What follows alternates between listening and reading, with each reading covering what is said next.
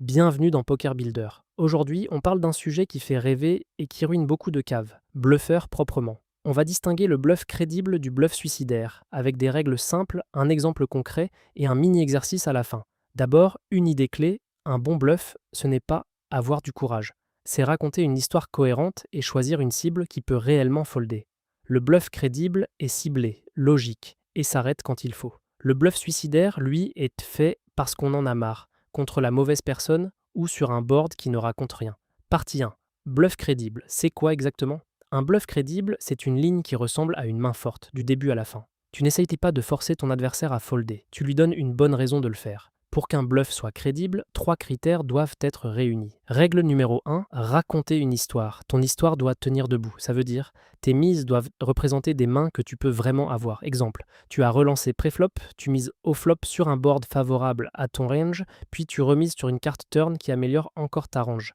Là, ton histoire est naturelle. A l'inverse, si tu ne mises jamais au flop et que tu fais un énorme all-in turn sur une carte qui ne change rien, ton histoire ressemble à un coup de folie. Les bons joueurs le sentent et les joueurs payeurs s'en fichent. Règle numéro 2, choisir la bonne cible. Le bluff n'est pas qu'une question de cartes, c'est surtout une question d'adversaire. Pose-toi cette question simple. Est-ce que cette personne est capable de folder une main moyenne? Si la réponse est non, ton bluff devient souvent suicidaire. Les meilleures cibles, les joueurs prudents qui n'aiment pas jouer de gros pots sans une main solide, les profils qui comprennent les textures de board et la force des ranges, ceux qui ont tendance à beaucoup folder face à une deuxième ou troisième mise. Les mauvaises cibles, les joueurs très payeurs, ceux qui aiment devoir, les joueurs qui ne réfléchissent pas en termes de range mais en termes de j'ai une paire donc je paye, les joueurs en tilt qui veulent se refaire. Règle numéro 3, utiliser des bloqueurs simples. Pas besoin de théorie compliquée. Un bloqueur, c'est une carte dans ta main qui rend moins probable que l'adversaire ait une main très forte. Exemple facile, si tu bloques un As, tu réduis la probabilité qu'il ait une top paire avec As ou un gros As qui ferait une main très forte sur certaines turns. Autre exemple, tu as un roi sur un board où les mains fortes incluent souvent roi-dame, roi-valet ou des rois forts. Avoir un roi peut rendre ses mains moins probables chez lui. Attention, le bloqueur ne transforme pas un mauvais spot en bon spot. C'est un bonus. Les deux règles les plus importantes restent l'histoire et la cible. Partie 2. L'exemple obligatoire, étape par étape. On va prendre un spot très classique et très utile. C'est bet au flop, puis deuxième mise sur une carte effrayante et abandon si on rencontre une vraie résistance. Situation. Tu relances pré-flop, tu es en position et un joueur paye. Flop, un board plutôt sec, par exemple dame, 7, 2 avec deux couleurs possibles, ou même dame, 8, deux arcs-en-ciel. Peu importe exactement, l'idée c'est un flop où ton adversaire a souvent des mains moyennes, et où toi tu peux représenter des mains fortes. Tu fais un c-bet raisonnable, pas besoin d'en faire trop. Une mise autour d'un tiers à une moitié du pot suffit souvent. Pourquoi? Parce que tu représentes une dame, une overpair, ou un bon tirage, et tu mets la pression sur ses petites paires et ses mains sans connexion. Il paye, turn, arrive une carte effrayante, par exemple un As ou un Roi ou une carte qui complète une couleur possible. Cette carte est intéressante parce qu'elle est crédible pour toi. En tant que relanceur pré-flop, tu as plus souvent des As et des Rois dans ton range que lui.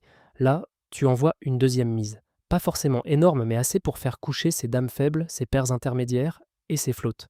Souvent, une mise autour de la moitié du pot fait très bien le travail.